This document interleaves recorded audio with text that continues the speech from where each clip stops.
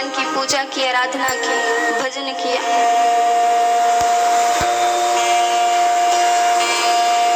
भजन करने से होता क्या है?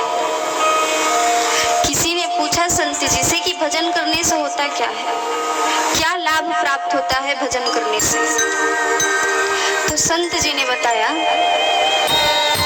कि जिस प्रकार यदि भोजन में नमक और मिर्च अधिक हो जाए सब्जी या दाल में, तो उसमें नींबू और घी डालकर उसे कम किया जाता है।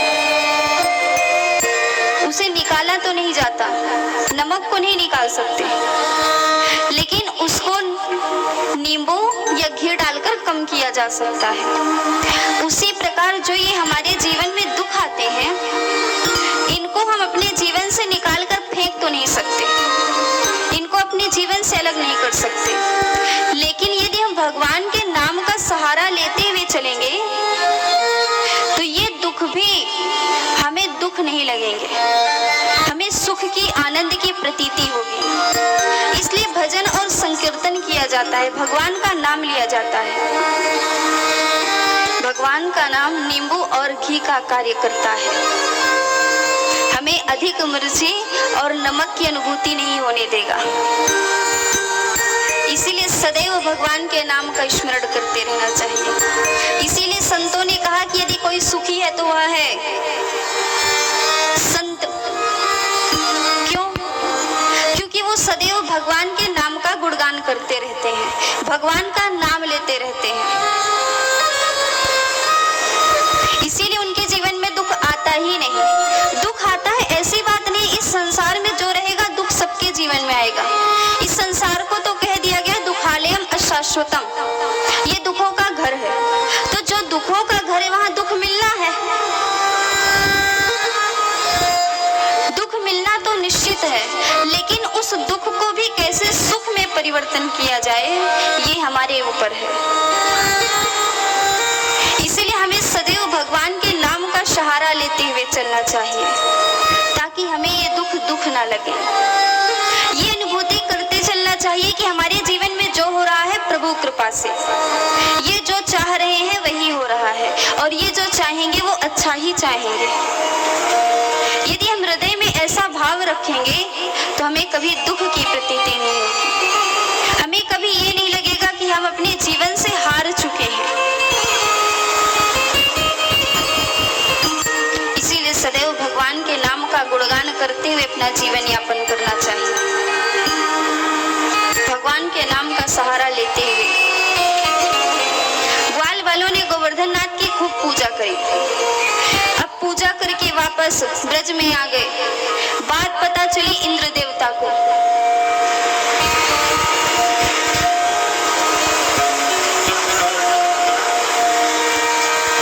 कि ब्रज में तो हमारी पूजा बंद करवा दी गई।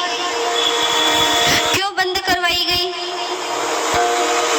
एक नन्हे से बालक के कहने पर ब्रज के एक बालक ने कह दिया कि हमें इंद्र की पूजा नहीं करनी चाहिए, तो ब्रजवासियों ने इंद्र की पूजा बंद कर दी। ये बात इंद्र को पता चली, बड़ा क्रोधित हुआ।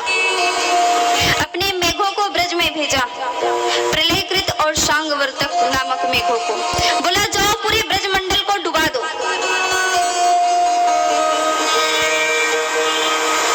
मेघ आए। अब ब्रज में मूसलाधार बारिश होने लगी। सभी ग्वाल बाल दौड़े दौड़े भगवान श्री कृष्ण के पास पहुंचे। लाला, तेरे कहने पर ही हमने गोवर्धन नाथ की पूजा करी, अब देख इंद्र देवता हमसे नाराज हो गए, अब बता क्या करें? ये इंद्र देवता तो लग रहे हमें डुबा दें। भगवान श्री कृष्ण ने कहा, ग्वाल बालों, तुम चिंता क्यों करते हो? तुमने जिसकी पूजा की, जिसकी आराधना की, वही तुम्हें शरणागति देंगे, तुम्हारी रक्षा करेंगे। चलो गोवर्धन नाथ के पास। भगवान श्री कृष्ण पूरे ब्रजवासियों को लेकर गिरिराज पर्वत पर पहुंचे और ग्वाल बालों से बोले, ग्वाल बाल, ये गोवर्धन कह रहा है कि तुम मुझे उठा लो। ये मुझसे चुपके से कान में कह रहा है कि तुम मुझे अपने अपनी उंगली पर उठा लो, मैं हल्का हो जाऊंगा, इसीलिए मैं इसे उठा लेता हूँ और तुम सब नीचे आ जाओ। और भगवान श्री कृष्ण अपने हाथ की सबसे छोटी उंगली से गिरिराज पर्वत को धारण कर लिए। सभी ब्रजवासी अंदर आ गए। ग्वाल वालों ने भी अपनी लाठी लगा ली। लाला, ये कितने भी हल्के हो जाएं, लेकिन तू 7 वर्ष का है, तेरे लिए तो ये भारी ही रहेंगे, इसलिए हम भी अपनी लाठियां लगा लेते हैं। और ग्वाल वालों ने भी अपनी लाठी लगा ली।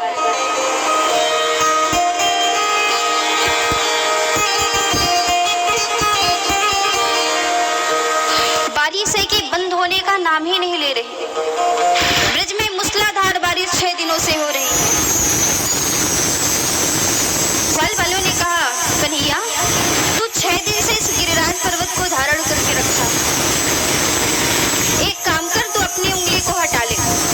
हमने अपनी लाठियां लगा रखी है ना, इसी पर यह गिरिराज पर्वत टिका रहेगा। भगवान श्री कृष्ण ने कहा, हटा लूं? ग्वाल वालों ने कहा, हटा ले कन्हैया। भगवान ने फिर से कहा, हटा लूं? ग्वाल वालों ने कहा, अरे कहा तो हटा ले। भगवान ने जैसे अपनी उंगली को थोड़ा सा नीचे किया, गिरिराज सबकी लाठियां चट चट चट चट करके टूट गई। ग्वाल वालों ने कहा, अरे कन्हैया, तुम इतना बल कहाँ से आयो?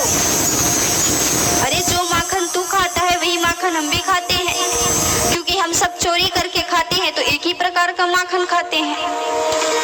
तुम इतना बल कहाँ से आयो? कन्हैया ने कहा, ग्वाल वालों, कछु माखन को बल बढ़ो, कछु गोपिन करी सहार, श्री राधा जू की कृपा से मैंने गिरवर लियो। ग्वाल वालों, कुछ तो माखन का बल है जो हमने चोरी करके खाई है, और कुछ ये गोपियां, जब से मैं यहाँ गिरिराज पर्वत के नीचे खड़ा हूँ गिरिराज को धारण करके, तो ये गोपियां इतने प्रेम से मेरी ओर देख रही हैं कि इनके अंदर जो बल है वो सारा बल मुझ में आ गया, और उसी के बल पर मैंने गिरिराज पर्वत को धारण कर लिया। ग्वाल वालों ने कहा, हाँ कन्हैया, तभी मैं सोचूं इतना बल तो मैं कहाँ से आयो।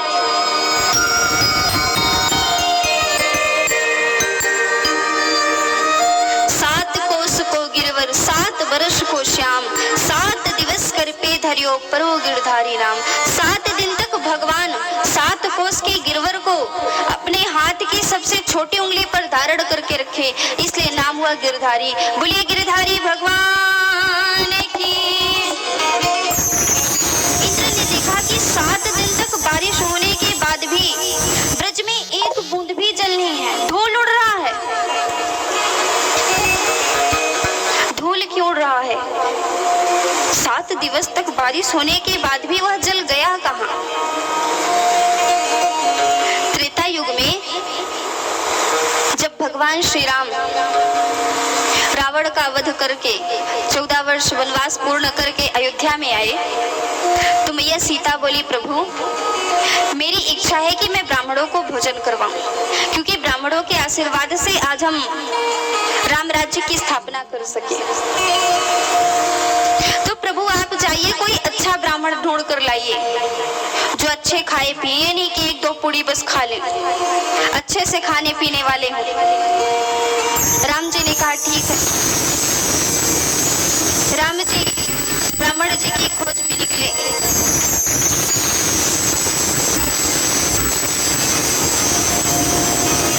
एक स्थान पर वृक्ष के नीचे एक ब्राह्मण देवता बैठे मिले, जिनके शरीर की एक-एक हड्डियां दिखाई दे रही थी। राम जी उन्हीं ब्राह्मण देवता को बुलाए और आ गए। मैया सीता सुंदर रसोई तैयार की हुई है, आसन लगाया गया, ब्राह्मण देवता को बैठाया गया। भोजन की थाल परोसकर मैया सीता लाई। छोटी छोटी कटोरियों में सभी प्रकार का भोजन रखकर थाली में सजा कर लाई, सामने रखी ब्राह्मण देवता के।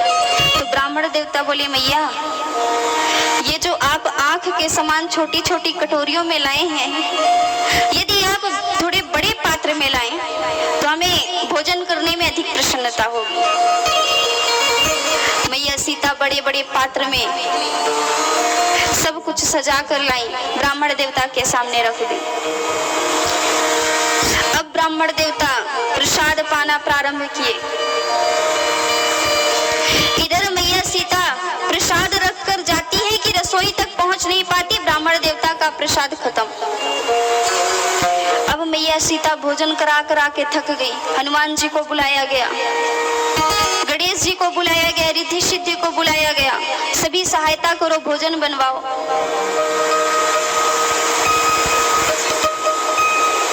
अब सभी भोजन बनाना प्रारंभ किए। हनुमान जी परोस रहे हैं, ब्राह्मण देवता है कि खाए जा रहे हैं। मैया सीता परेशान है, इतना भोजन कैसे बनाया जाए। इधर पूरी बन नहीं पाती कि ब्राह्मण देवता की पूरी खत्म हो जाती है। मैया सीता ने कहा, ब्राह्मण देवता यदि आधा पेट हो जाए तो जल पी लीजिए। ब्राह्मण देवता ने कहा, मैया आधा पेट होने तो दो। मैया सीता विचार कर रही कि अभी तक आधा पेट भी नहीं हुआ। मैया सीता राम जी का स्मरण करी, राम जी को बुलाई। राम जी ने कहा, हमारे लिए भी बगल में आसन लगा दो और हमारे लिए भी भोजन लाओ। मैया सीता बोली, स्वामी हम आपको इसलिए बुलाए हैं कि आप हमारी परेशानी को कम करिए, ना कि बढ़ाइए। यहाँ हम एक ब्राह्मण देवता को खिला खिला कर परेशान हैं और आप कह रहे हैं कि हमारे लिए भी भोजन लाओ। राम जी बोले, आप लाइए तो। माता सीता राम जी के लिए भी भोजन की थाल सजा कर ले गई। राम जी एक निवाला मुख में डाले और थाली में हाथ धो लिए। अब यदि कोई हमारे साथ बैठकर भोजन कर रहा है और वो हाथ धो ले फिर भी हम भोजन करते रहें तो हमें झूठा खाने का दोष लगता है। इसलिए ब्राह्मण देवता भोजन करना बंद करते और बोले, अब आधा पेट हो गया मैया, जल पिला दो। माता सीता बोली, ब्राह्मण देवता भोजन हम करवा दिए, अब जल आपके स्वामी पिलाएंगे। राम जी बोले, ब्राह्मण देवता भोजन हम त्रेता युग में करवाए हैं, अब जब हम द्वापर युग में आएंगे तब आपको जल पिलाएंगे। और वो जो ब्राह्मण देवता थे वो थे अगस्त मुनि। और आज जब इंद्र मूसलाधार वर्षा कर रहा है तो भगवान श्री कृष्ण अगस्त मुनि का स्मरण किए और वो आकर पूरे जल को पान कर गए और ब्रज में धूल उड़ रहा है, एक बूंद भी जल नहीं मिला।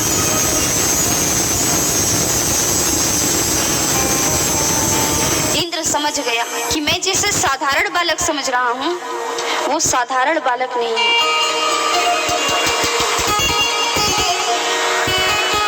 जरूर ये कोई परमात्मा है।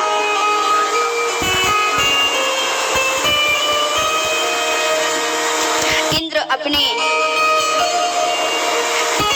गाय को लेकर आया,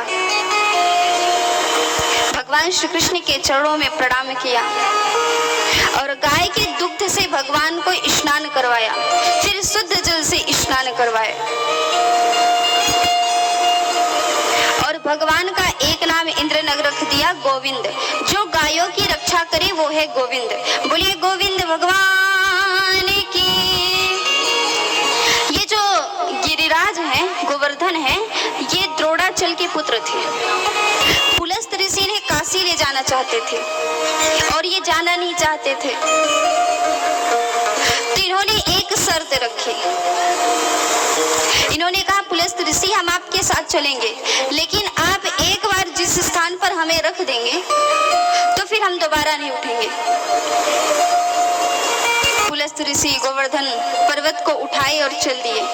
जैसे ही ब्रज में पहुंचे तो भूल गए कि हमने क्या शर्त रखी थी और उन्होंने ब्रज में ही गोवर्धन को रख दिया।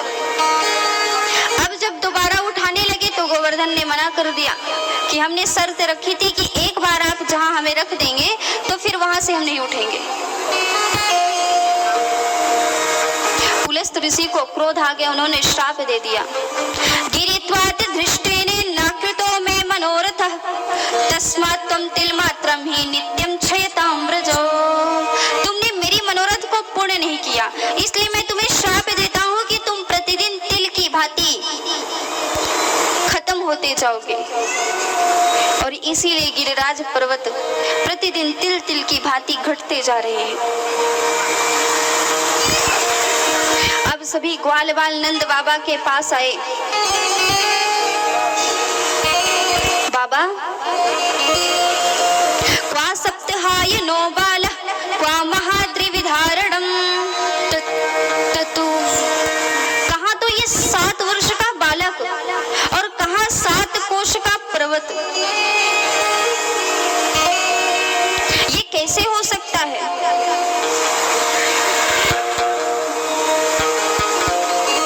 नंद बाबा सत्य बताइए, क्या यह आपका ही बालक है?